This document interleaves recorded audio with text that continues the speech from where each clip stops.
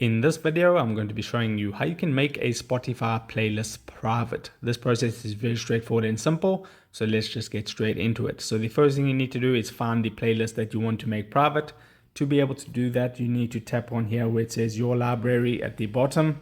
Then you just need to find the playlist that you want to make private. So let me just select this one right here that says 2020 playlist. I want to make that one private, so I just tap on it, and then you'll see over here there are three vertical dots. If you tap on those three vertical dots, all you need to do once you've on this page is scroll to the bottom, and the very last option there, it says make private. So all you need to do is tap on make private.